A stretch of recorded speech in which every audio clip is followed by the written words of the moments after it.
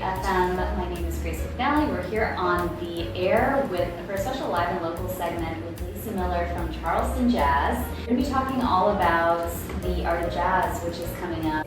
My concert is coming up next week, and so we're going to talk about it. I am so excited.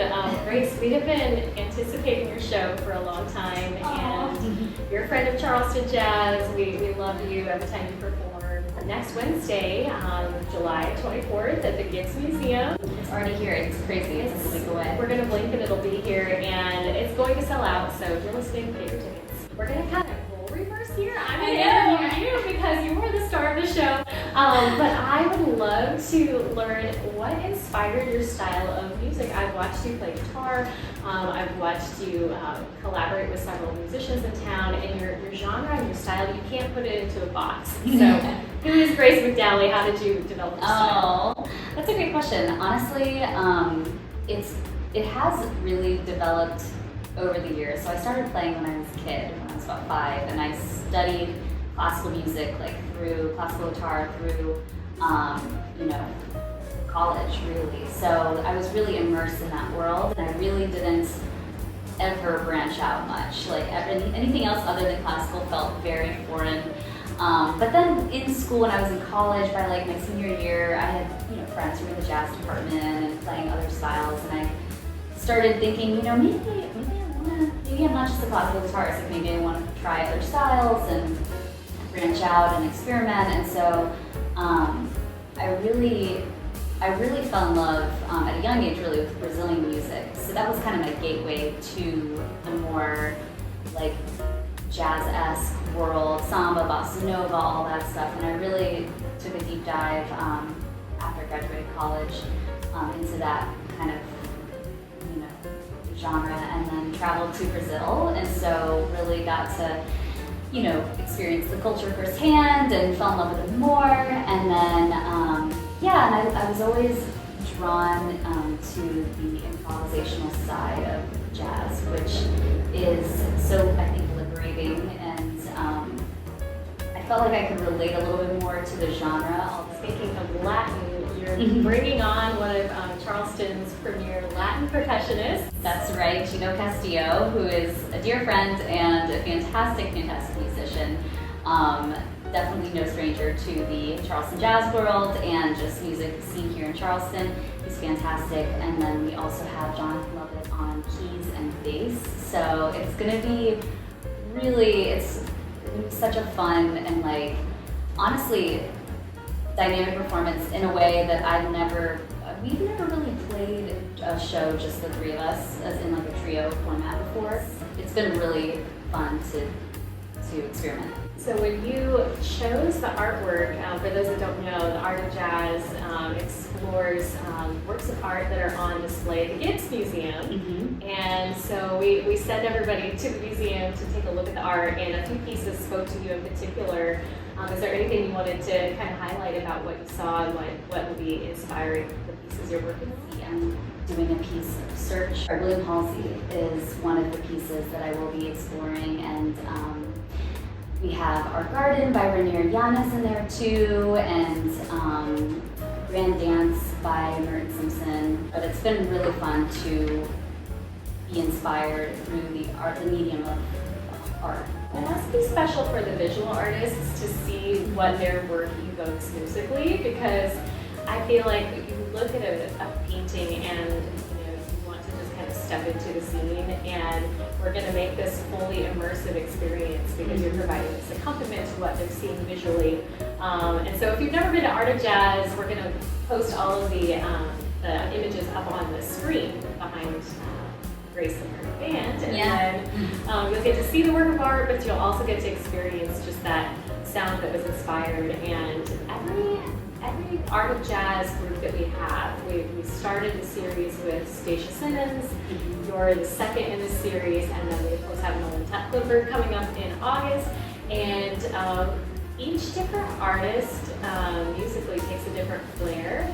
And so I think that's going to be really neat to see, because we've been highlighting the same three painters in 3 different ways. It's got to be really cool to see how each artist is interpreting the work. And I just feel like anytime you cross mediums, you new, exciting territory. So you've traveled it with Yeah. your music. Yeah. What are some of your travels? Well, I grew up, my parents love to travel. So they met in the Peace Corps, which is in Africa, in Senegal, and actually got married over there. So we did travel a good amount growing up with them. They really wanted to expose us to as many different cultures as they could. Music, by default, my mom listens to everything under the sun, so she really was my first, she exposed me to a lot of different styles of music.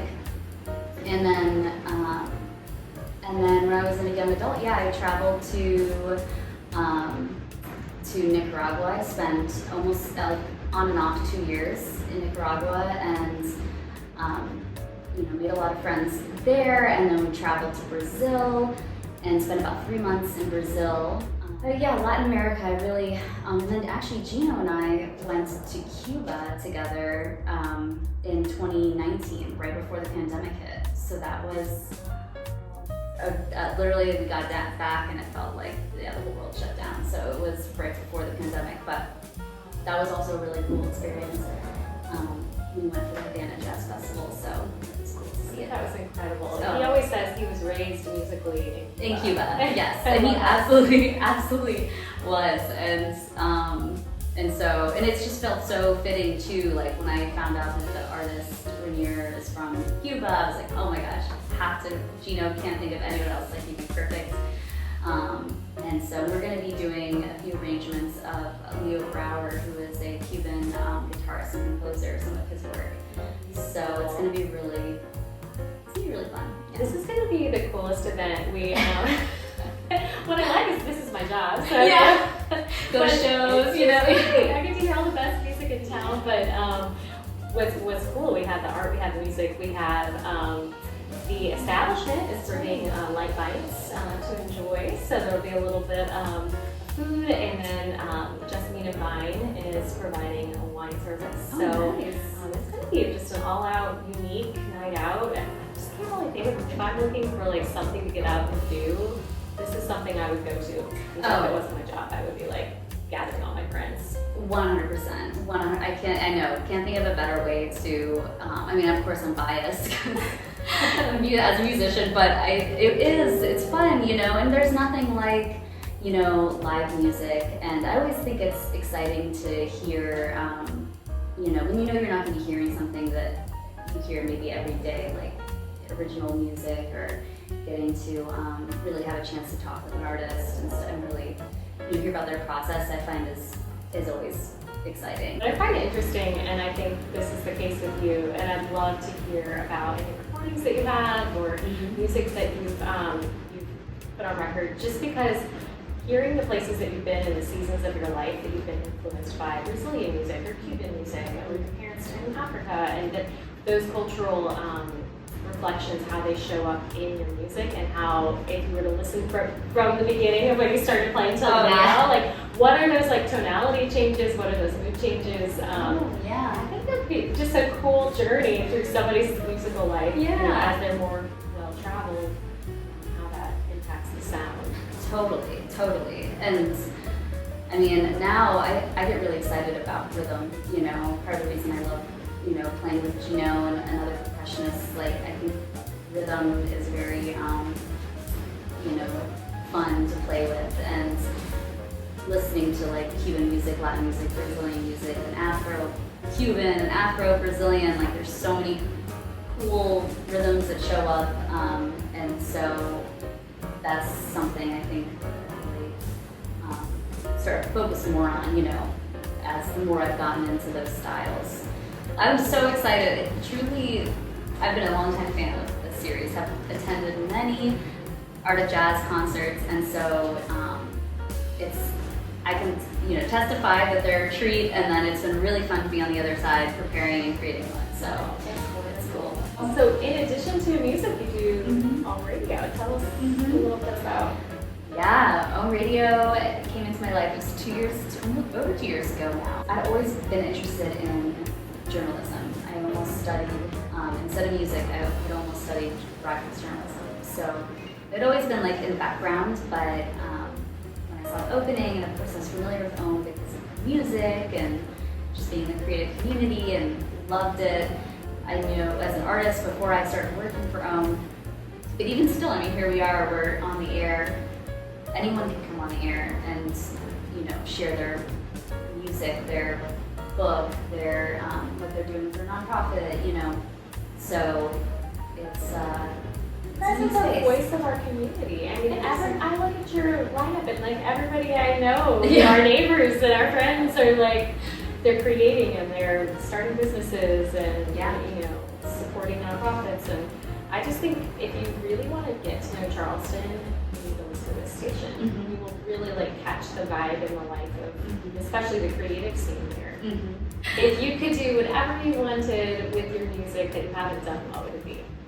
Oh, that's a great question. I would really love one day to go on tour, like a true tour of like performing at festivals, you know, in domestically, internationally. I think that's really always been my like pipe dream. And then with a Travel Notes, my podcast and radio show, I'd love to do like destination episodes. I feel like that'd be really fun. Yes, I can see it. I can see it. Anthony Bourdain, but with music. That's like what I always dreamt about for that. It's so lovely. Thank you. Yeah. Just wonderful way to spend the day. Likewise, exactly. The show is going to be this coming Wednesday. Sorry, not tomorrow, but the following Wednesday, July 24th at 6 p.m. at the Gibbes. It's called The Art of Jazz, and it's hosted by the Gibbes and Charleston Jazz. I've been on there here with Lacy Miller, who is with Charleston Jazz, and a fellow jazz vocalist here in Charleston. Thank you everyone for tuning in to OHM Radio, and if you want to learn more, you can visit CharlestonJazz.com. charlestonjazz.com.